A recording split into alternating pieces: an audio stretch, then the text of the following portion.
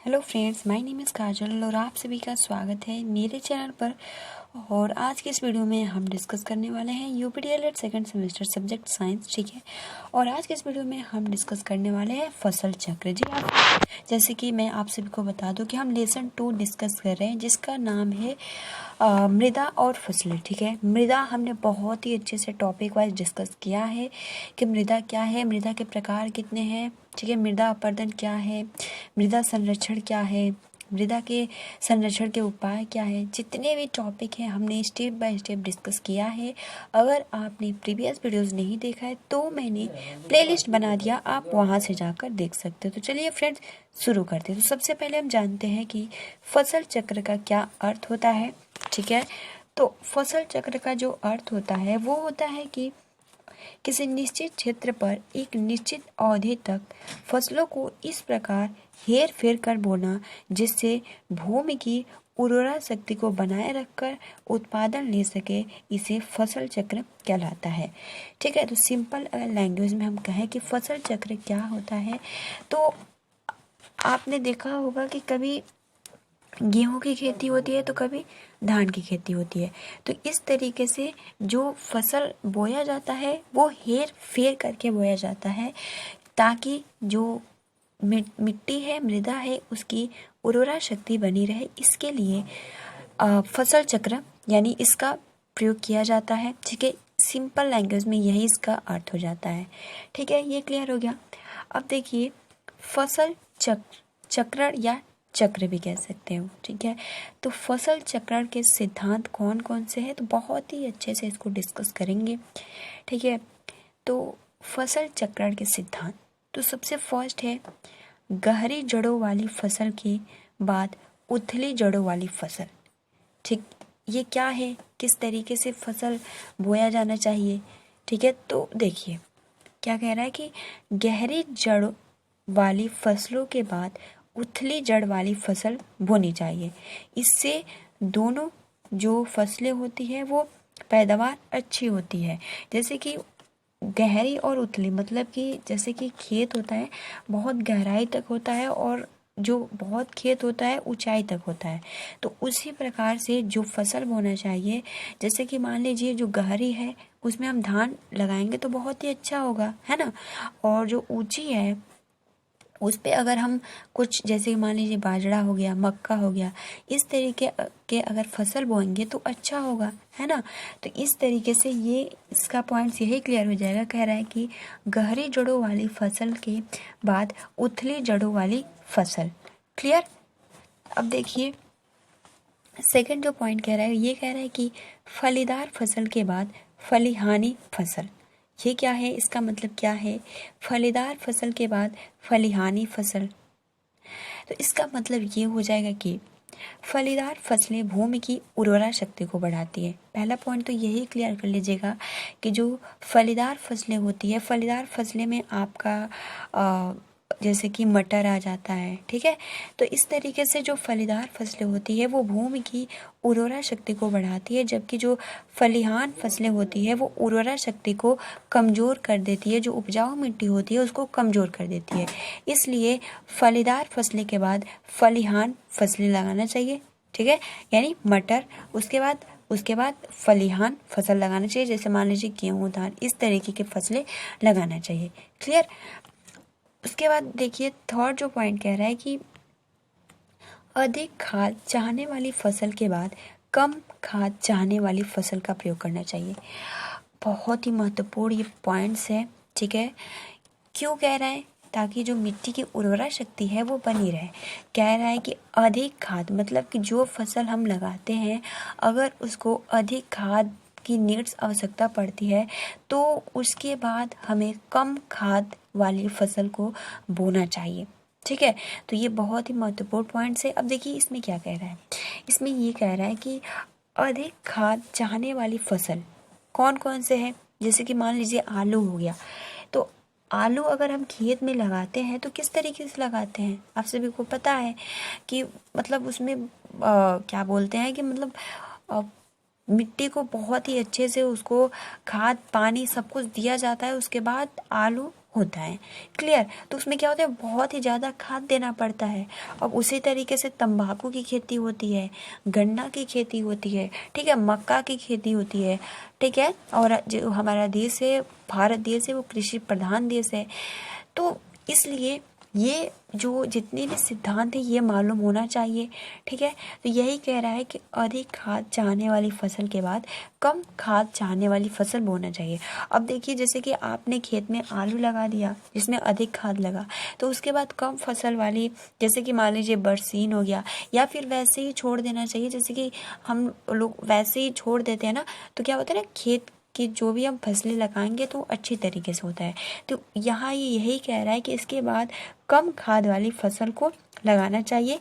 तो इसके लिए एग्जाम्पल के लिए बरसीन, ठीक है। तो क्लियर हो गया ये पॉइंट्स। अब देखिए फोर्थ पॉइंट क्या कह रहा है, बहुत ही ये भी महत्वपूर्ण है। कह रहा है कि अधिक पानी चाहने वाली फसल के बाद कम पानी वाली फसल। जैसे कि मान लीजिए एग्जाम्पल के लिए हम बताएं तो धान में ज़्यादा पानी अगर होगा तो वो अच्छा होगा, है ना। अगर कम पानी देंगे तो जो धान होता है वो अच्छा नहीं होगा। तो इसलिए कह रहा है कि अगर एक टाइम के लिए, अगर आपने 6 मंथ के लिए आपने धान लगाया तो उसमें बहुत ज़्यादा पानी लगा, तो जब फिर से आप कुछ अदर जिसमें और पानी लगता हो वही फसल लगा देंगे तो फिर जो मिट्टी रहती है उसकी उर्वरा शक्ति कम हो जाती है। तो इसका मीन्स यही कह रहा है कि अधिक पानी चाहने वाली फसल के बाद कम पानी वाली फसल। जैसे कि कह रहा है कि फसलों को लगातार पानी देने से जो भूमि में वायु संचार रुक जाता है। क्लियर? मतलब जो हमारा मिट्टी होता है, भूमि होता है, उसमें वायु संचार रुक जाता है। जैसे कि मान लीजिए धान के पश्चात चना बोना चाहिए। क्लियर? अभी जस्ट मैंने बताया कि धान के पश्चात जैसे कि चना है उसमें ज़्यादा पानी की नीड्स नहीं होती है। तो यही सिंपल लैंग्वेज में ये क्या है, ठीक है।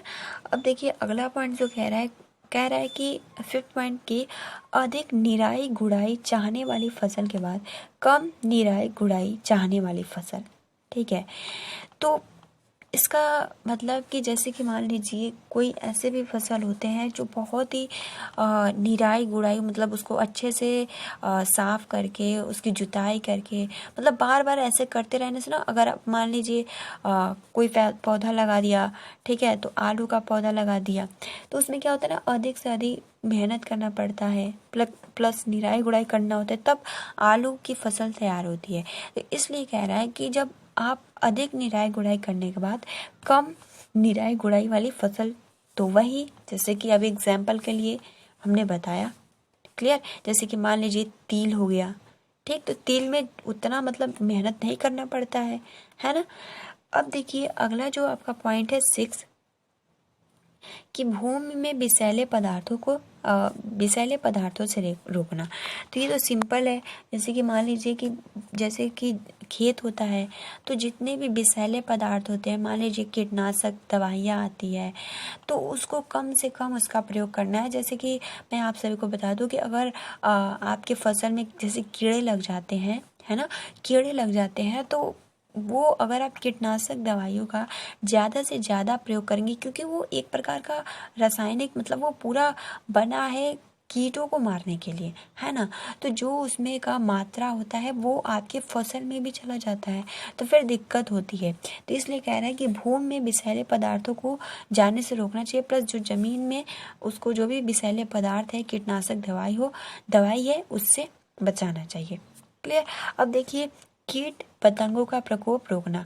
जैसे कि कीड़े लग जाते हैं, ठीक है, तो कीड़े से भी बचाना है अपने फसल को, तो उसके लिए बहुत सारे उपाय हैं। जैसे कि मैंने अभी कीटनाशक बताया, तो कम से कम उसका प्रयोग करना है। क्लियर? अब उसमें से बहुत सारे कीट, जैसे कि हमने पहले पढ़ा था कि उसी में से जैसे कि हमने साइंस फर्स्ट सेमेस्टर में पढ़ा था, उसी में से जो कीटनाशक अगर हम दवा छिड़कते हैं तो उसी में से कुछ जो कीट होते हैं वो मर जाते हैं, लेकिन जो कुछ कीटे होते हैं वो अपने आप को उसी के अनुकूलन में अपने आप को ढाल लेते हैं। जैसे कि हमने समायोजन पढ़ा था ना, तो उसकी परिभाषा उसमें दिया जाता है। क्लियर? तो यही। अब देखिए लास्ट जो आपका पॉइंट है कि भूमि को कम जीवाश्म प्रदान करने वाली फसल के बाद अधिक जीवाश्म का फसल लगाना चाहिए। ठीक है। तो देखिए ये कुछ महत्वपूर्ण पॉइंट्स थे जो कि एग्जाम के पॉइंट ऑफ व्यू से बहुत ही महत्वपूर्ण है गाइस, ठीक है। तो आज के इस वीडियो में हमने जाना और भी बहुत फसल से रिलेटेड पॉइंट्स है, ठीक है। तो आज के इस वीडियो में हमने जाना कि फसल चक्र क्या होता है।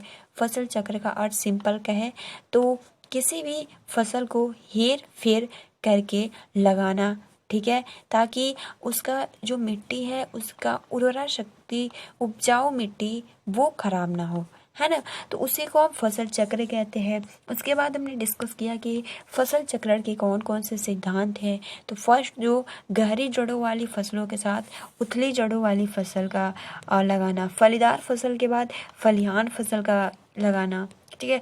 अधिक खाद चाहने वाली फसल, केवल आपको पॉइंट याद करना है, इसमें और ज़्यादा कुछ ये जैसे लाइन मैंने बता दिया तो ये आपको याद करने की जरूरत नहीं है, केवल आपको पॉइंट्स याद करना है, ठीक है।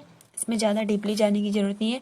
उसके बाद आप लिखेंगे अधिक पानी चाहने वाली फसल के बाद कम पानी चाहने वाली फसल, ठीक है। अधिक निराई गुड़ाई करने के बाद कम निराई गुड़ाई वाली फसल, भूमि में विषैले पदार्थों से रोकना, कीट पतंगों का प्रकोप रोकना, भूमि को कम जीवाश्म प्रदान करने के बाद अधिक जीवाश्म का फसल लगाना। तो ये कुछ पॉइंट्स थे जो कि आज के इस वीडियो में हमने डिस्कस किया, जो एग्जाम का पॉइंट ऑफ व्यू से बहुत ही महत्वपूर्ण है।